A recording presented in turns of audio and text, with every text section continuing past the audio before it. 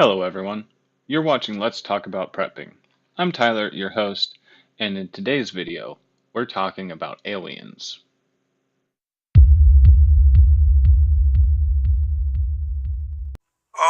People of Earth, this is prosthetic Vogon Jeltz of the Galactic Hyperspace Planning Council. As you are probably aware, plans for the development of the outlying regions of the galaxy involve the building of a hyperspace express route through your star system. And your planet is one of those scheduled for demolition.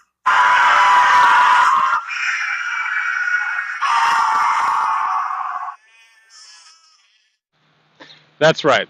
Today, we're talking about how we as preppers might want to react in the case of the discovery of intelligent alien life.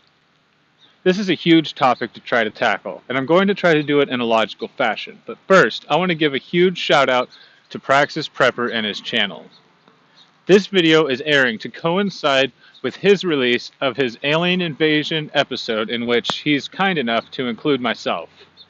If you haven't seen that by the time you're seeing this, find the link in the description below and check it out.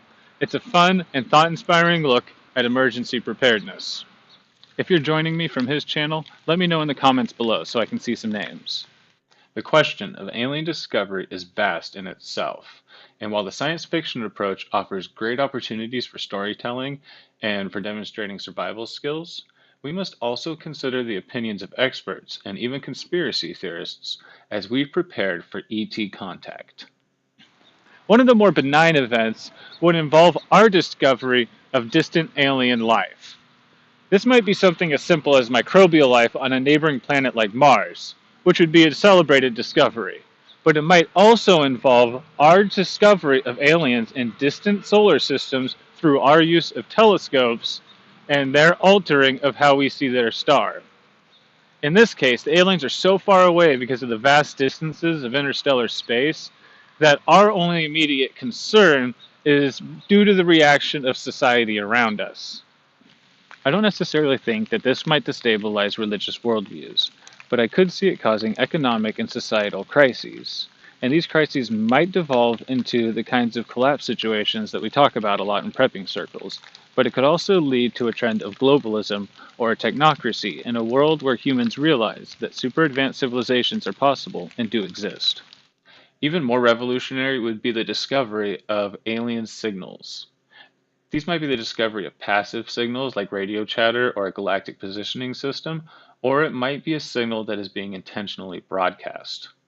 Either way, it's still very likely that these aliens are thousands of years of space travel away, and so our immediate concern will be society's potentially chaotic reaction to this new information. Although in this case, there's the added concern of how or if humanity should respond to such a message and what our response should be, and this decision could well cause internal conflict. The original message's content, if it's anything besides prime numbers, will obviously be important, especially if it's a threat or a warning, which is something we'll discuss in our next section. So let's say that we detect an alien signal, but it's not from outside of our solar system, it's emitted by an object in our asteroid belt. It sends one signal into interstellar space and one signal towards Earth. The message for us says, "Hello, we'll be there soon." Now, it takes 4 years for light to travel to the nearest stellar neighbor, Alpha Centauri. And supposing that there was a super advanced civilization there and they left right away, they could theoretically travel here in as little as 10 years, using super advanced technology having harnessed the power of that star, which we see no one has done. This gives humanity a lot to think about, and could cause some serious changes in society and government, even if the message is friendly enough. But the message might be a warning from a dead civilization, trying to alert others to what caused their demise, whether it was a mistake or some outside threat. Before we discuss direct threats from alien life, we first should take a look at what it would take for aliens to threaten us, and maybe dispel some misconceptions. Interstellar communications take years to travel at light speed, and travel between even the closest stars would take decades or even centuries, with current technologies pushed to their furthest imaginable limits. This barrier will keep us ourselves from doing so until we've advanced considerably, by which point we'll be capable of harnessing creative and destructive powers far beyond our current capabilities. And so would any advanced interstellar civilization. If spacefaring aliens ever do arrive near Earth, it is very likely that their vessels would be many miles long, containing millions, if not billions, of inhabitants per vessel, riding energy beams that could instead have been used to irradiate our entire planet without our even realizing what was happening. Indeed, ships like these could simply dump their trash on Earth at fractions of light speed, causing catastrophic results, then simply use the Sun and Jupiter to slow down and come back around. So we see that civilizations which can come this far are capable of all kinds of things, which raises a question posed by famed physicist Enrico Fermi. If the universe is full of super advanced life, which it may well be, given the fact that we evolved a little late in the game but didn't take that long to evolve, why do we not see any of them? This may be because advanced civilizations all hide or die for some reason that we're not aware of, or it may be because of something that we're missing ourselves. These might be aspects of reality that we haven't discovered, like dimensions besides our own. Or it might be something like what's suggested by the zoo hypothesis. The zoo hypothesis suggests that we are in fact being watched by super advanced and ancient races who have been watching us evolve and indeed keep us blind and isolated in a kind of game reserve until we have become ready for contact or begin to threaten our habitat or our hosts. Any of these theories suggest that the balance of power would greatly favor our visitors by many orders of power, and indeed that we would be at their mercy, or already are. We might even imagine that some of our fellow humans are in fact alien avatars studying our society from within. This, of course, is wild speculation, and likely doesn't help at all unless it helps to lessen the surprise when the charade is lifted, or when the death beam comes down and starts boiling the oceans. And, in fact, all speculation may be pointless, because we are, after all, talking about aliens. And they may end up being so different from us that we all simply abandon attempts at communication. Then again, a single self-replicating nanobot may arrive tomorrow and turn half the Earth to gray goo in just a matter of hours. This is all assuming that our alien game wardens didn't simply approach our government leaders when we first tested thermonuclear weapons, or that the Nazis haven't had a secret base on the dark side of the moon ever since the 40s. Then again, an alien entrepreneur might suddenly open a wormhole from Earth to some intergalactic theater tomorrow, and suddenly, personal survival is a matter of providing art and entertainment to the universe. I personally think it unlikely that we will see any of the tropes of cinema when we do find our first encounter with aliens. I think it unlikely and very illogical that super advanced aliens would be able to make it all across the vast reaches of space, and with all of their technological advances, not be able to protect their generational ships from misfortune. Furthermore, I believe that faster-than-light technology would allow all space tourists or marauders to have been here already. Indeed, any alien race advanced enough to have traveled all the way to Earth would be able to achieve all the things that we imagine them wanting to do here more easily elsewhere, and they would probably know this.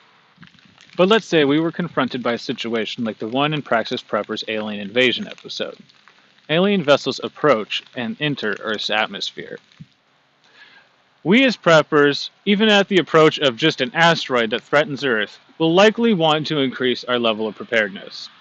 This may mean simple things like finally digging out and organizing your preps, or things like gathering your retreat group and moving to your predetermined location, if the situation calls for it.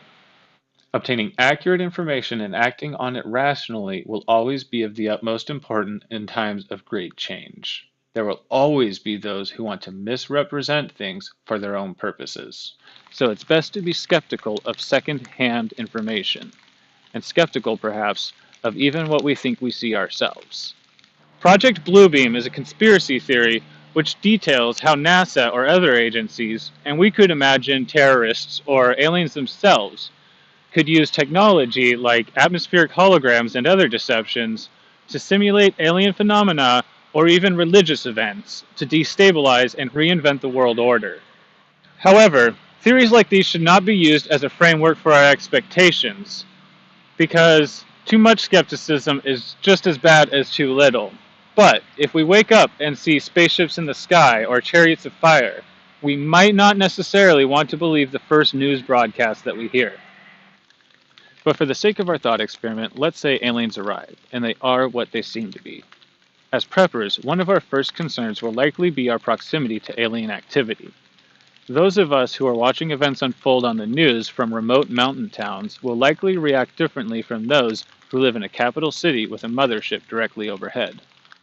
One of my first concerns would likely be any airborne threats, like toxic, biological, or radioactive threats, that the alien ships might pose by simply being here.